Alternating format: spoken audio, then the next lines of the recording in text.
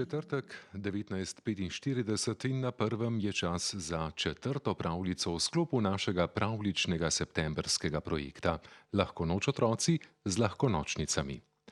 V njem naše najmlajše v svet sanj popeljajo legendarni slovenski dramski igralci in priznani glasbeniki. Prvi program Radia Slovenija in A1 Slovenija tokrat v poslušanje ponujata novo pravljico sodobne slovenske avtorice Damjane Kenda Husu, Mravljinček Potepinček. V radijskem studiu 13 sta že pripravljena dramska igralka Ljerka Belak in pianist Blaž Jurjevčič. V neposrednem prenosu ju lahko poslušate na prvem, vidite pa tudi na portalu RTV4D in Facebook strani A1. Pa vstopimo v radijski pravljični svet.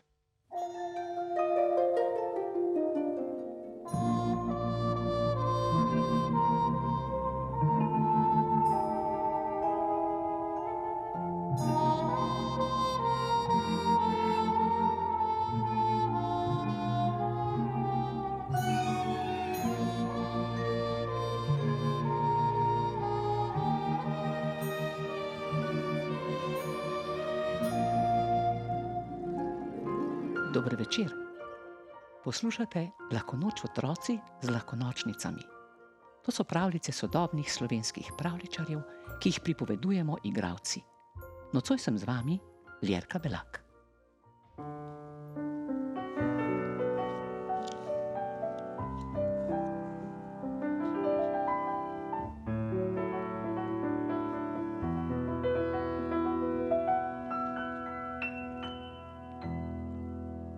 Mravljinček Arnold je po pouku neučakano pohitel naravnost domov in že s praga veselo mahal s pričevalom.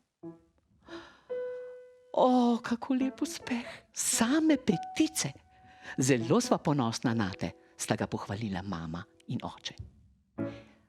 Mama je pripravila praznično kosilo in Arnold je za poobedek smel pojesti kar 3 kristalčke sladkorja. Sinko, uživaj v zadnjih počitnicah, ga je s tipalkami pobožal oče. Jeseni pa resno delo. Si že kaj razmišljal, kakšno službo bi rad opravljal v mravljišču? Rad bi delal na dvoru, je kot iz topa izstrelil Mravljinček. Klanjal bi se kraljici in se zabaval na njenih plesih. Saj veš, srček, da so za službo na dvoru potrebne izkušnje in zasluge, je previdno rekla mama, da sinu ne bi jemala volje. Najprej se moraš dokazati v čem drugem. No, potem bom pa vojščak, se je spet drzno in veselo odvrnil Arnold, ter se obrnil k očetu. General bom, kot ti, očka. Poglej ga, junaka, je zadovoljno rekel oče. Moral boš pojesti še veliko kaše travnih semen, da boš dovolj velik in močan za vojsko. Urim pa te lahko že zdaj. No, poskusiva. Vzravnaj se in leva, desna, leva, desna. Stoj, mirno, je strumno korakanje okoli mize ustavila mama, ki se ni prav nič želela še enega vojščaka pri hiši. Že za moža jo je dovolj skrbelo, kadar je pretil spopad s sosednjimi srboritimi rdečimi mravljami. Na levo okrog in spat, je šaljivo ukazala, ker sta general in vojak še naprej zagreto vztrajala v vojaški drži. Pozno je, o službah pa lahko razmišljamo še vse poletje. No, Arnold do jeseni potem ni utegnil razmišljati o službi. Od jutra do večera se je neugnano igral, zabaval in predvsem potepal s prijatelji. Po brezskrbnih počitnicah je v pisarni za zaposlovanje novincev odločno in sijočimi očmi povedal, kar mu je najprej padla na pamet. Da bi rad dobro službo na dvoru. Uradnik se je zasmejal in ga z besedami naj neha sanjati napotil k čistilcem mravljišča. Ves dan sem v temi in delo je grozno enolično, je po enem tednu potožil na robu solza. Od samega dolg časa tuhtam samo o tem, kako mi je zoprno. Starši so ga neuspešno tolažili in nazadnje mu je oče obljubil, da bo v nedeljo po paradi prosil vrhovnega poveljnika vojske, naj posreduje pri kraljici za kakšno pestrejšo službo. Že v ponedeljek je Arnold začel delati pri gradbincih. Kopal je nove rove, kar je bilo zanj prenaporno. Premestili so ga v porodnišnico, toda tam so se dojenčki preveč drli.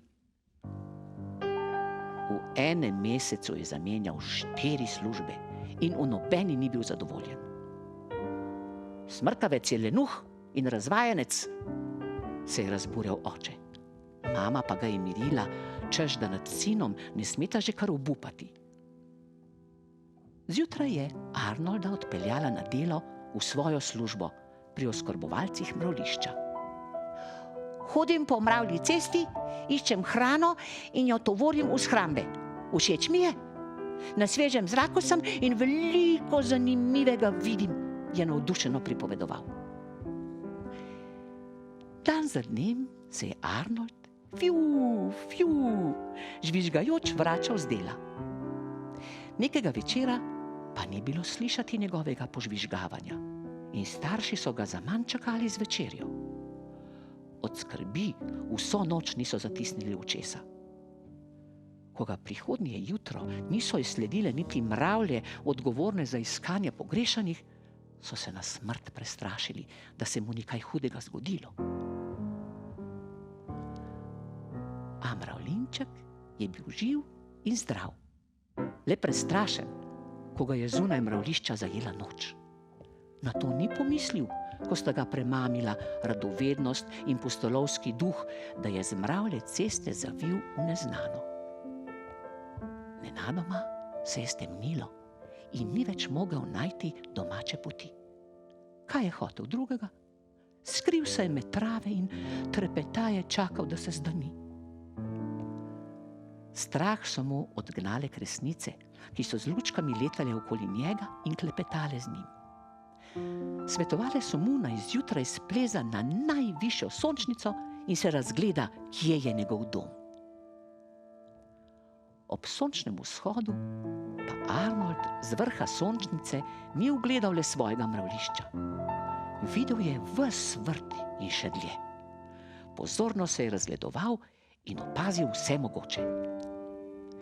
Kmetova družina je zajtrkovala za vrtno mizo.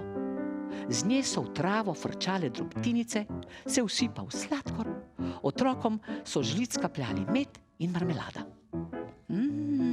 Prava mravlja Indija Koromandija, si je veselo mislil mravljinček, potem pa utrpnil, saj je zagledal, da se velike rdeče mravlje spet odpravljajo na bojni pohod.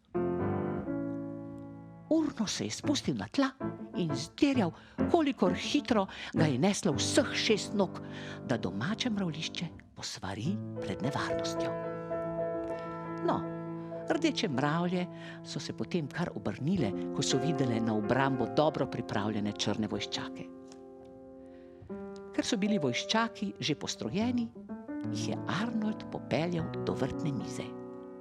Zavarovali so pot in mravljam oskrbnicam pomagali nositi obilne zaloge dobrot v shrambe. Oče in mama sta bila presrečna, da se je vse dobro končalo. Dobro končalo? Pravzaprav se je šele začelo tisto najboljše. Arnolda je kraljica odlikovala z zlato medaljo velike črne mravlje za posebne zasluge in mu ponudila imenitno službo na dvoru. Medaljo je sprejel, službo pa vljudno in hvaležno zavrnil. Ob svoji dogodivščini je namreč dobil odlično zamisel. Kraljici je predlagal, da bi ustanovil in vodil enoto za raziskovanje in opazovanje. To je bila v mravljišču čisto nova služba, toda kraljica je menila, da velja poskusiti. Kmalu se je pokazalo, da je raziskovanje in opazovanje za kraljestvo zelo uspešno in koristno. Z Arnoldom so najprej delali njegovi prijatelji, potem pa tudi drugi črni mravljinčki, ki so bili po duši prav tako radovedni potepuhi in pogumni pustolovci.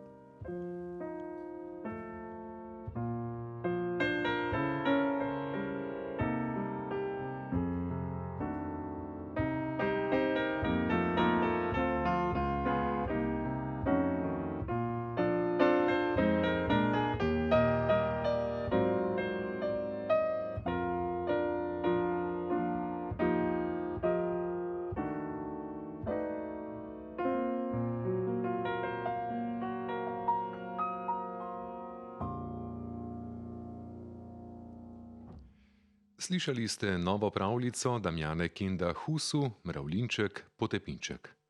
Pričarala sta nam jo dramska igralka Ljerka Belak in pianist Blaž Jurjevčič, ki ste ju lahko spremljali tudi v neposrednem videoprenosu na portalu 4D RTV in Facebook strani A1. Tonska in videoizvedba Damir Ibrahim Kadić, Grega Samar, Tona Jurca in Jernej Pogačnik. Režiserka Špela Krafogel, urednica oddaje Alja Verbole, napovedovalec Aleksandar Golja. Posnetek pravljice bo dostopen v našem arhivu in v 2 podcastih, Lahko noč otroci ter Lahko nočnice. Prav tako boste pravljico našli na straneh 4d.rtvslo.si ter lahkonocnice.si.